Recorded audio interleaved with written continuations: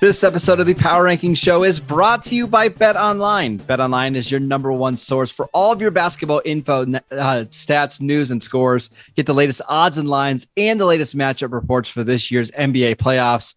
BetOnline is your sports intel headquarters this season, as they have you covered for all of your insider sports wagering needs, from basketball to MLB, NHL, golf, UFC, and boxing. It's the fastest and the easiest way to get your betting info, including live betting options and your favorite casino and card games that are available for you to play right from your home.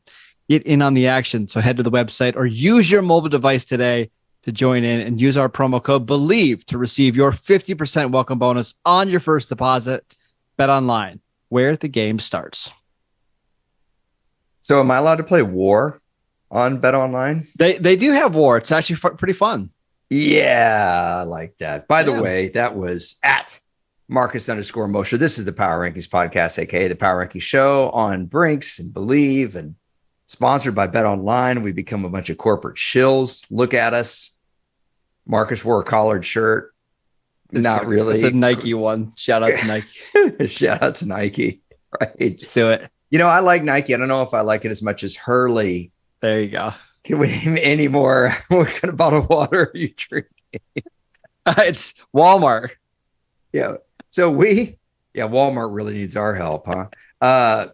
We have been so negative lately. We've had like one podcast that was positive where we did our player that we thought, which ran yesterday. If you didn't hear, it was a short where we did kind of the one player that better be on the top 100, but we're afraid they won't be. So take a listen to that.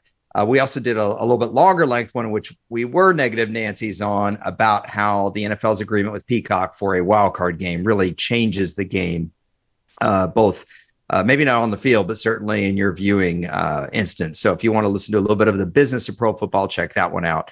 But today we're kind of expanding on the theme that we did because we didn't want to do another negative podcast. I mean, I would have done one. It's fine, but yeah, we could. You know what? Look, there's plenty of time. Maybe Thursday we'll do one of Marcus's coined "Football is so dumb" podcasts. But I got a lot of those. Yeah, but since we each had a player that we thought should be in the top 100, and we were afraid maybe they wouldn't be. We decided to kind of look at the top 100 and both think of who are the top 8 players in the game. I like top 8 players are totally elite. These are the elite of the elite. So Marcus's list, I've got the rundown of teams right in front of me. So I'm pretty sure I know who the players are. He has not seen my list. We're going to reveal that after his. So let's start with number 8, Cincinnati Bengals. I know you love Jamar Chase. I know you love DJ Reader, but there's no way this isn't Joe Burrow. It's Joe Burrow. And frankly, he's the one guy on this list that I wish I could have put a little bit higher because he's so much fun to watch. And he just, every time he plays a big time quarterback, he goes toe to toe with those guys. But Joe Burrow is absolutely, without a doubt, a top 8 player in the NFL kind of going into the season. I don't know how you argue against it. I don't argue against it. I think his ability to be clutch. I think if I had to pick a player he's most similar to, I'm going with Travis KELCE. In the biggest moments, those two guys come up bigger than anyone in the league. I mean, yes, I'm kind of leaving Patrick Mahomes out there, and Mahomes has come up big plenty of times. He might be on the list. I don't know if what's that? He made the list. Yeah, he might be on the list. We'll see. I don't know that there's a more clutch player than Travis KELCE in the NFL, in my opinion, but I think Joe Burrow would be probably my next guy in that little specific category. But let's stay in the AFC North here because I love seeing the Browns logo. It looks so sweet on this rundown because it's so simple. But I think I know who this is too, and it ain't Amari Cooper. It's not Amari Cooper. It's Myles Garrett, who I think is still the best pure pass rusher in the NFL. Like if it's a 3rd and 9, I've got no doubt that he's going to get a pressure and get to the quarterback. I don't think his team has been very good around him the last couple of years, and that's why he ultimately doesn't have the sack totals of a TJ Watt or a Nick Bosa. But I'm telling you, he is so much better than those guys at just getting after the quarterback. I had to include him in the top 8. What game was it last year? He took over. He had like 4 sacks. It just literally destroyed. I'm trying to remember if it was Baltimore He just and the thing is, if you leave him one-on-one, he's going to do that every game. He just rarely gets those opportunities because the other guys across from him have been so bad and unreliable the last few years.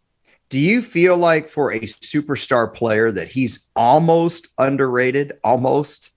Yeah, because he's been the best pass rusher in the league for the last 4 years, and he doesn't have a defensive MVP award. Like, it's crazy that he hasn't got one yet.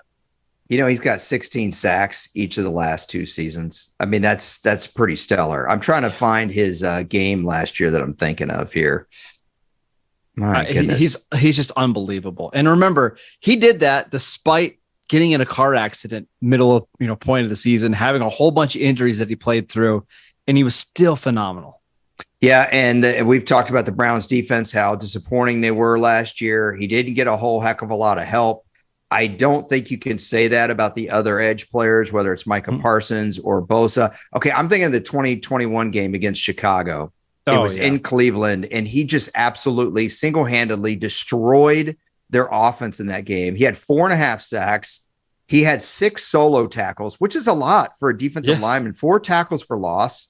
I mean, my gosh, what more can you do, man? I'm down with this one for sure. So, all right. So that's we got our first 2 off the board. By the way, would Amari Cooper make your top 100? I think he'd be on the fringe. Like, I think he'd be in the 90s somewhere. Okay, fair enough. I know who number 6 is. It's the Rams. I know you don't think Cooper Kupp is that great. This is Aaron Donald all the way. It is Aaron Donald. I do think Cooper Kupp is great. He just you're meh about him. No, he would have been on the list if he could have stayed healthy last year. He was on a ridiculous pace, but it's Aaron Donald, right? Still the most dominant defensive tackle I have ever seen. I know he's getting up there in age a little bit, and the Rams kind of rested him down the stretch, but he was as dominant as ever last season. He's still going to be on the list. Well, this will be year 10 for him. He came out in 2014, right, out of Pittsburgh. And, there have been a lot of defensive tackles that have played really well late in their career. I mean, Merlin Olsen made like 14 Pro Bowls, okay? Randy White was still an all-pro level player. Randy White was the best defensive tackle in football in his 10th year. That would have been 1984. There's been plenty of guys that have played at a really high level. Fletcher Cox has slipped, I think, a little bit. I think it's fair to say he's not the same guy that he was, but he's also well past year 10. Maybe Aaron Donald won't be the same guy he was in 2016, 2018. But if Aaron Donald is 90% of what he was, he's still the best defensive lineman in football. That's exactly right. Like, he could fall off by 10, 15% and still be an all-pro player every year. So I think you nailed it. Yeah. Okay. So number 5, I have a pretty good guess who this is. You're a huge fan of this guy. So I know it's Justin Jefferson. Talk a little bit about his historic statistical pace, because you've told me before that his yardage and touchdowns in terms of it's ridiculous. The first 3 years. I know it's one of your favorite stats. He has the most receiving yards ever by a player going into his age 22 season, 23 season, and 24 season. He's got the most receiving yards ever after the first 3 years of a player's career, and by a ton. He is so far above everybody in yards per route run and the efficiency stats. And yet, for some reason, I don't think we view him as the consensus top receiver in the NFL. I think if you ask 100 people who's the best receiver in the NFL, you get people saying Tyreek Hill, or maybe it's Jamar Chase, or maybe it's Cooper Kupp. I think Wilson. Yeah, exactly. CeeDee Lamb. It's just so clearly Justin Jefferson for me.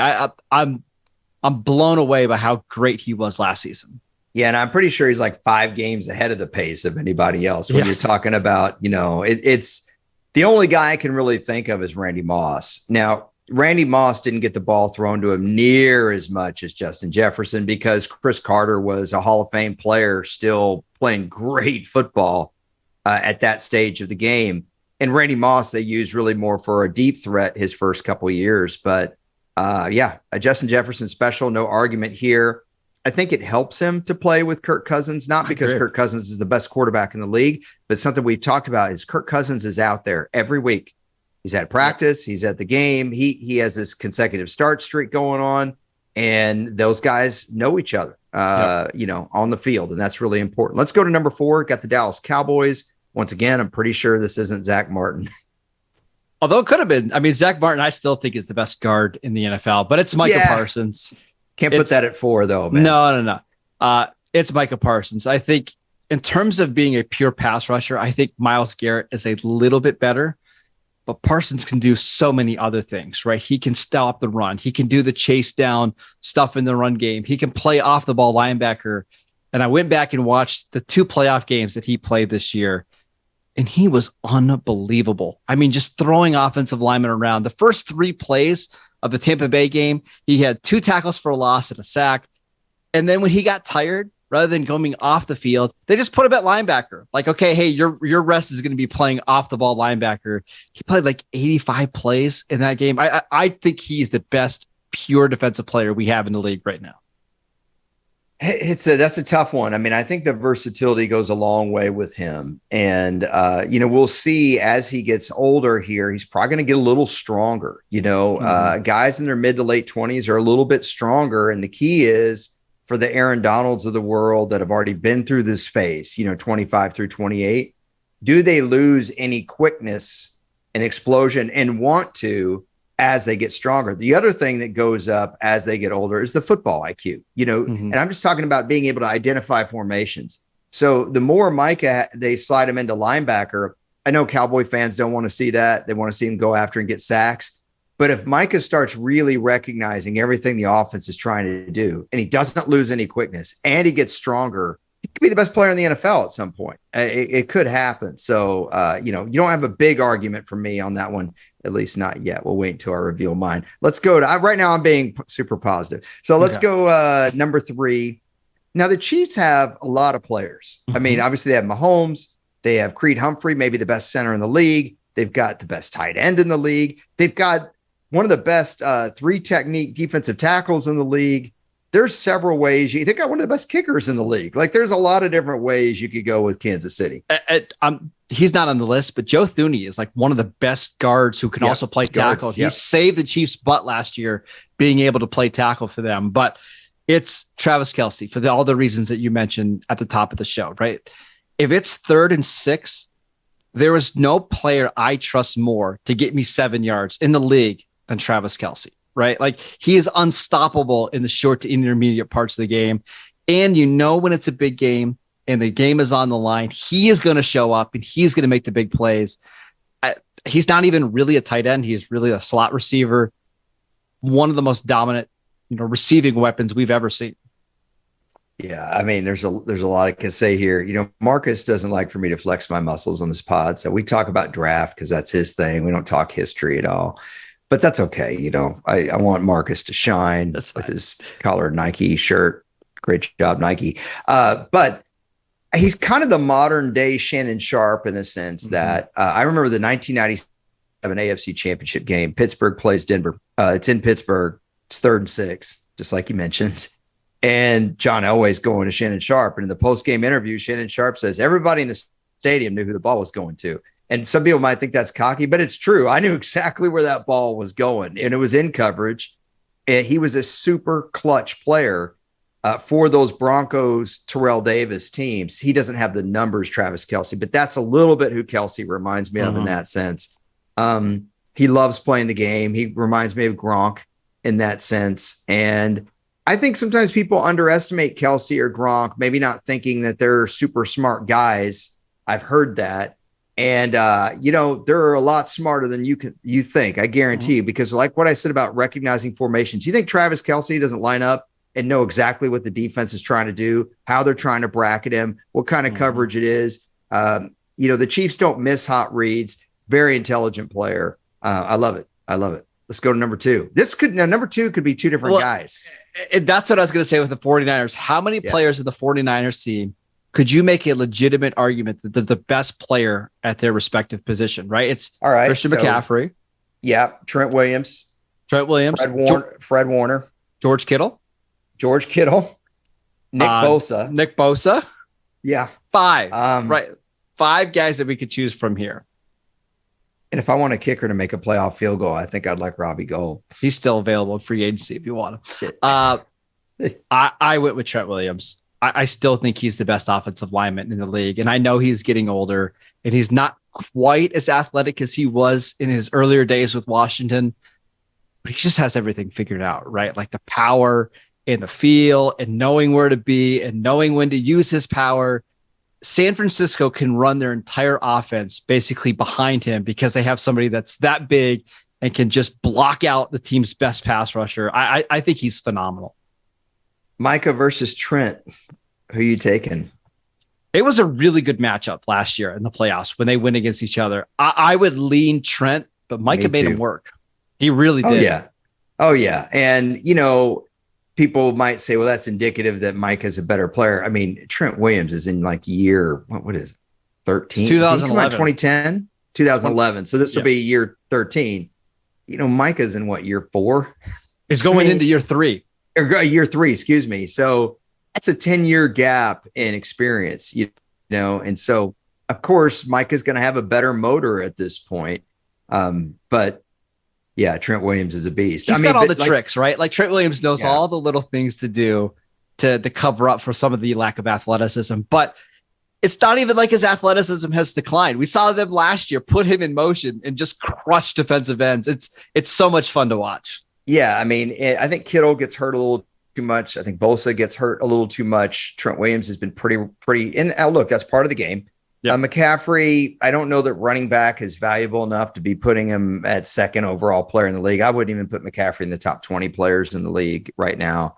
Fred Warner is an interesting one, though, because, man, that guy does a little bit of everything. You're talking about what Micah does. Fred Warner is to dropping into pass coverage what Micah is to rushing the quarterback. Sure. I mean, the play that Fred Warner made down the field in the seam in the game you're talking about, you know which play I'm talking about? Of course, on CeeDee Lamb. I think it was a CeeDee Lamb. Oh, my gosh. That was more impressive play than any sack I saw last year by a linebacker. I'll tell you that right now. Okay, number one, I think this is an obvious choice, Kansas City Chiefs.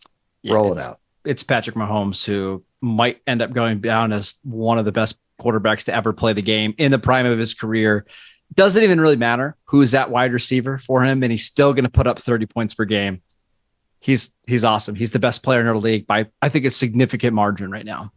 I do too. There's no argument there. He is clutch too. I didn't mean to make it sound like Travis Kelce is a clutch one and Mahomes isn't.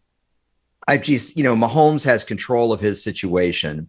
Yeah. And Mahomes has been beaten a few times by Burrow, for example, in head-to-head matchups where Burrow outplayed him. I just don't see Travis Kelce get beat by anybody. But, we're splitting hairs here saying who's more clutch. I mean, if you said Mahomes is the most clutch player they're in the almost league, tied together. Argue.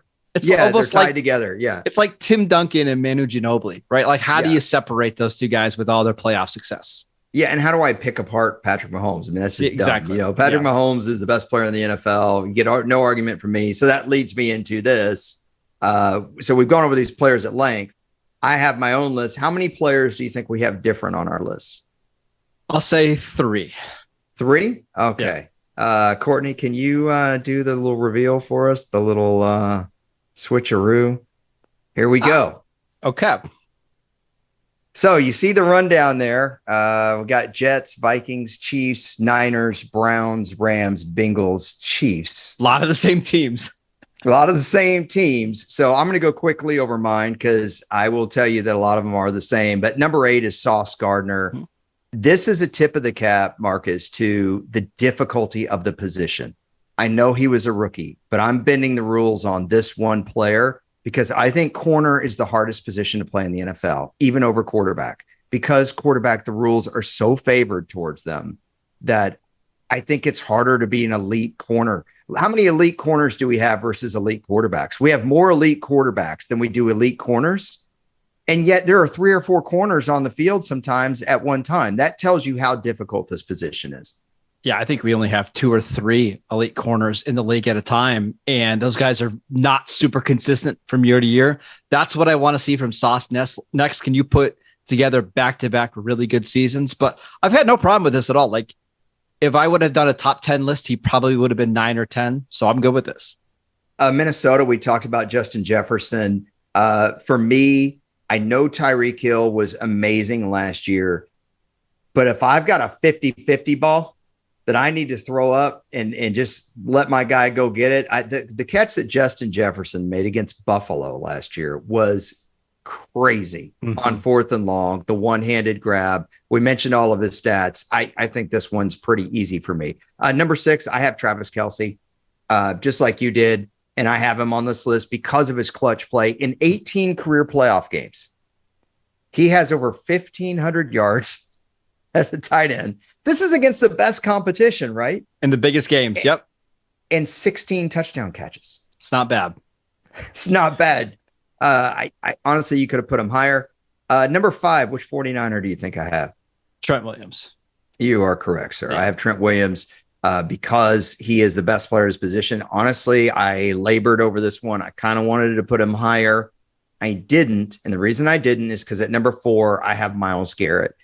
I think Myles Garrett has gone a little underappreciated. Who was the top edge player on Pro Football Focus? Who, Marcus, you love PFF? It wasn't Micah Parsons. It was Myles Garrett. Yep.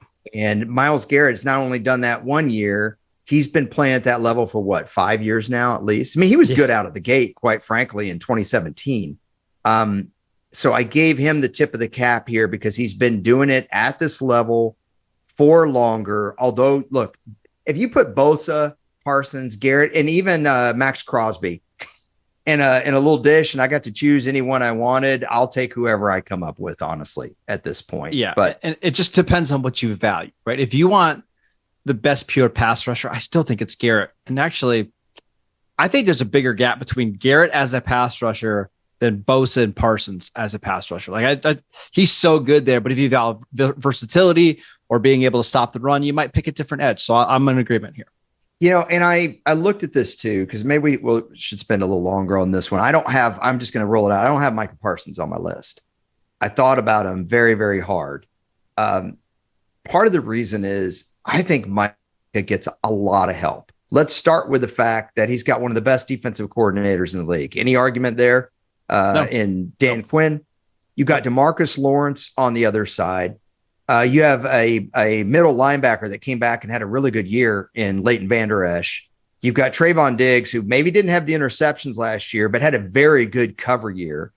And I'm going to eat some crow. I was a little down on the Cowboys safeties the last couple of years. I thought the Cowboys safeties played really well in 2022. I think all of those factors really help out Micah, and I'm not taking anything away from him, but does Myles Garrett have any of that? No, he doesn't.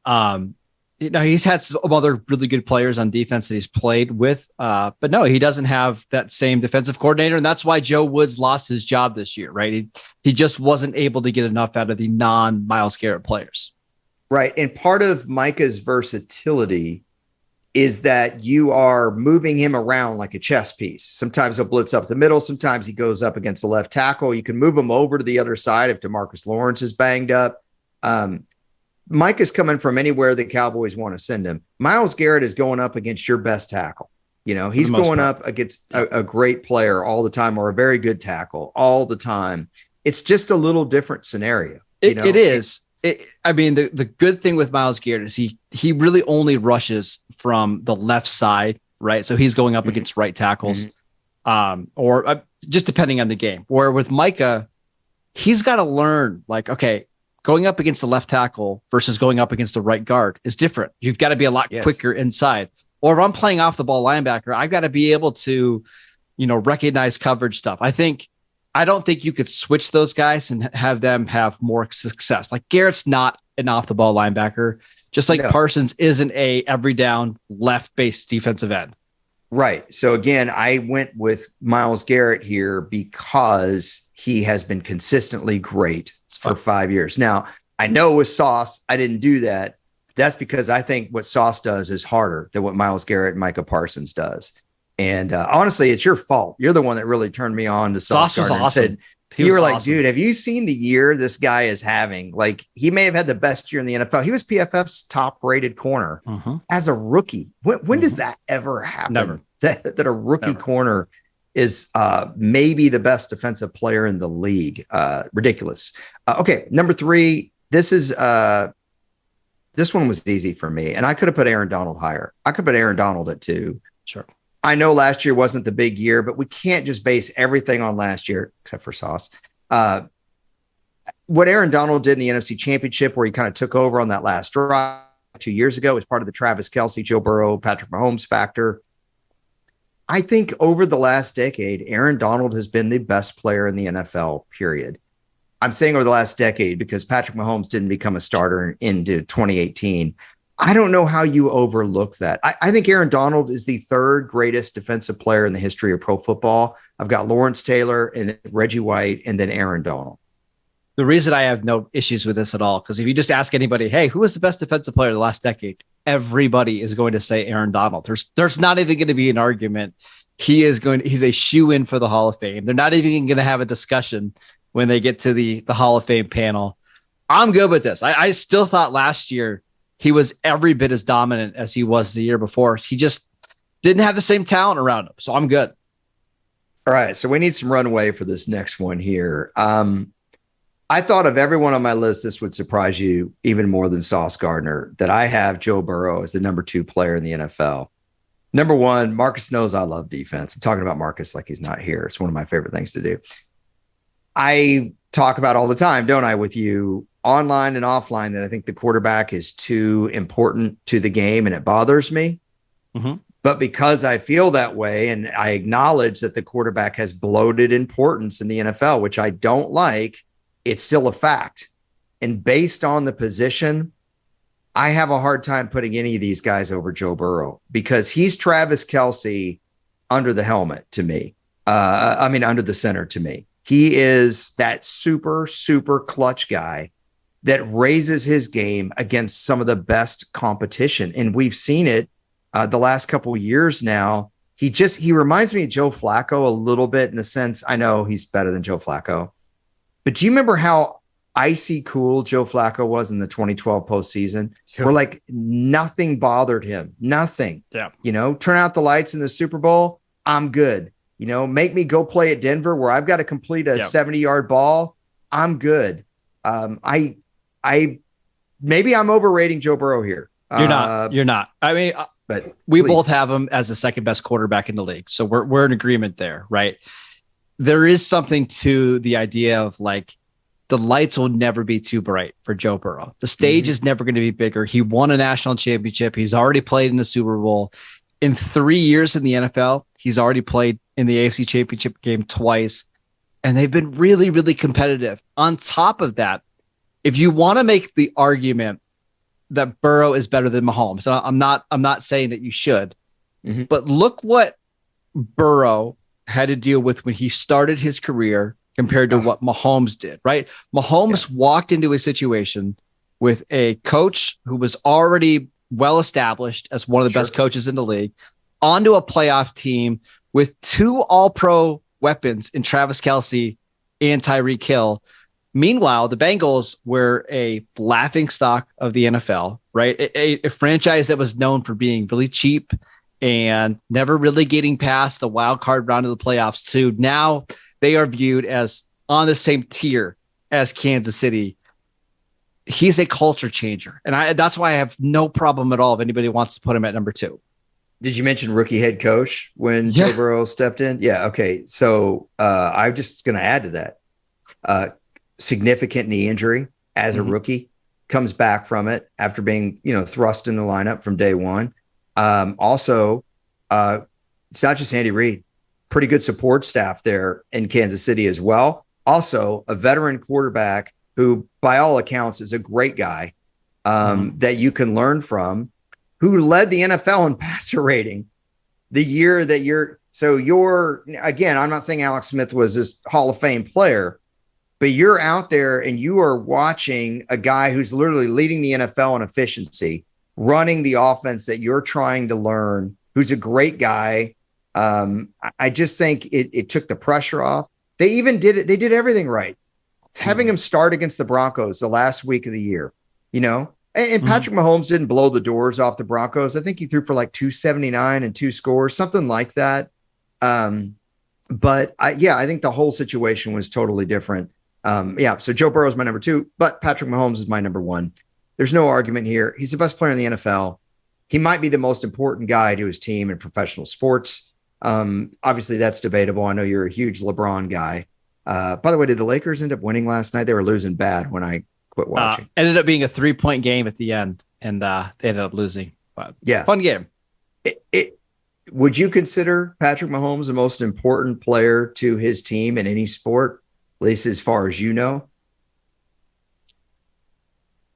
Probably. I think the only other option is Nikolai Jokic for the Denver Nuggets, who should have been the MVP of the league. But yeah, I think so. Like, you put Patrick Mahomes on your team, and it's basically a guaranteed AFC Championship appearance every year that he's healthy.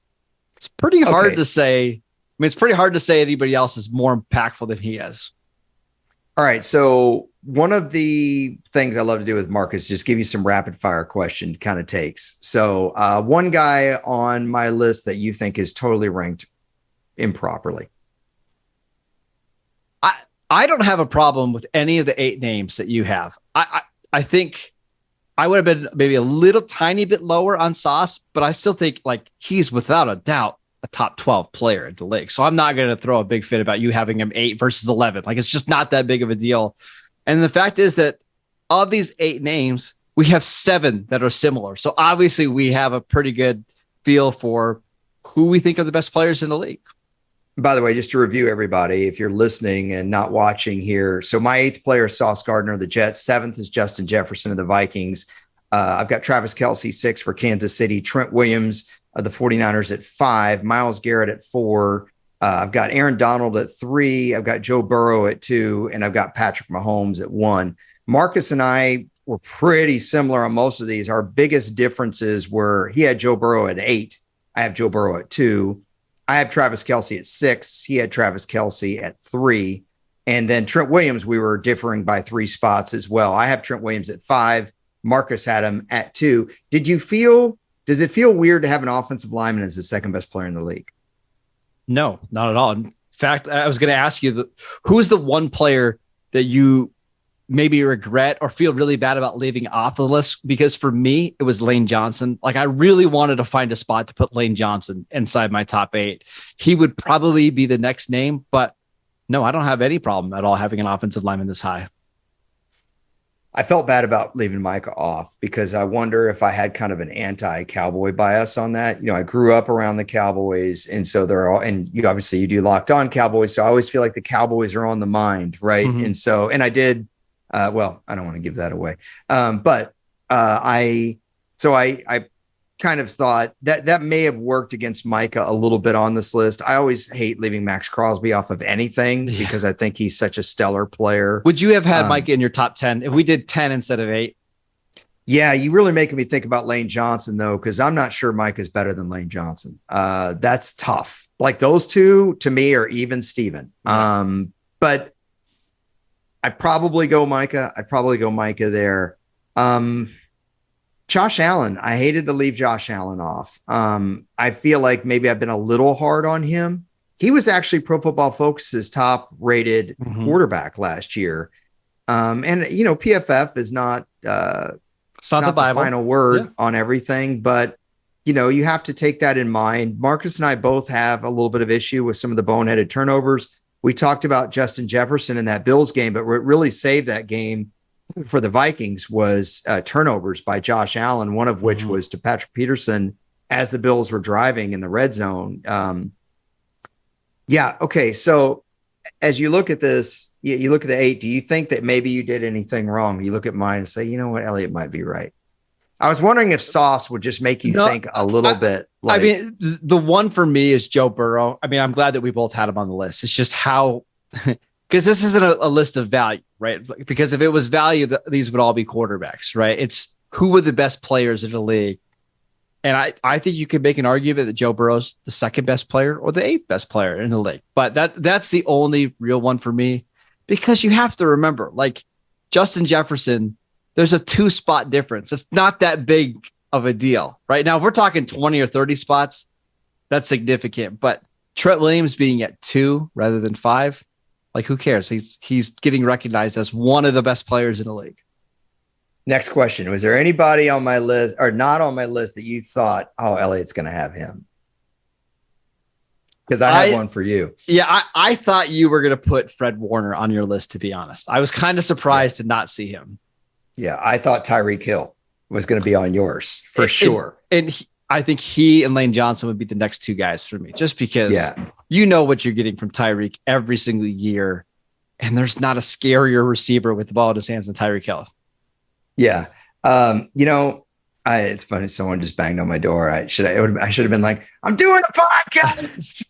I wonder how often that kind of stuff happens. Probably more and more now, right? Yeah. Yeah. All right. My last question for you. Who is the best player at their job in the NFL? Assuming we're not talking about long snappers, right? Yeah. And no positional value whatsoever here. Long snapper is a little too deep a dive for me, but yeah. Who's the best player at their job? I'll still say Patrick Mahomes, but number 2 would be Justin Tucker for me. I mean, he's so good, and you're just shocked whenever he misses a kick, right? And that's kind of the definition of being good at your job. If people are just absolutely appalled, or not appalled, they're just shocked when you don't make a kick, typically it means you're not bad. I don't know if Patrick Mahomes was the best quarterback in the regular season this year. I don't know. It's tough. PFF's rankings did make me think a little bit, because Josh Allen did have a really great regular season. He did. There was just too many games where he wasn't good enough. Yes, but his running ability is so hard to defend. I think my 2, if it wasn't Patrick Mahomes, if we just kind of put him to the side for a second, that's your pick. I'll pick someone. I would be between Justin Tucker and Trent Williams, but I think Trent Williams would be an easy person to write down there and get no argument. I mean, hasn't he been the highest graded player on PFF the last 2 years? I know he was the year before. Can I give you one more? Yeah. Now, he's not the best tight end in the league, but if you want somebody that can block and catch, and can basically do everything that you traditionally ask a tight end to do, I'm not sure there's anybody better at their job than George Kittle, right? Travis Kelce is listed as a tight end, but he can't line up in the backfield and block your defensive end or, block a linebacker in space. I just don't know if anybody is better at doing everything that's required to be a tight end than George Kittle. You're right. I mean, I think the injury problems are really what keeps him off of a list like this. Now, if you're starting to talk about top 20 players, now you have to really consider him. But, we didn't even mention another 49er who's great at his job. His just position doesn't have near the value it did in the 80s and 90s. That's Kyle Juszczyk. Yeah. He's been a fantastic player. You talk about a versatile football player. They use him in a lot of different ways. But, going back to Myles Garrett here, because we don't talk Myles Garrett that much. We really don't. Myles Garrett's going to the Hall of Fame. I think the deal with Mason Rudolph, that whole thing is a lot of what people have remembered about Myles Garrett's career. Would you disagree with that? Being around all this. Well, because it was a primetime game, right? It was a primetime game. I think it was a Monday Night Football game, and that's all we talked about for 2 weeks. Yes. And being that he's been with a team like the Browns that have pretty much been a disappointment, and when they did make the playoffs and they did beat the Steelers in the playoffs, it really became about Baker Mayfield and whether or not he would ever return to that level. Mm-hmm. Then it was about Odell Beckham and whether or not he was a disappointment with them, and where was he going to end up?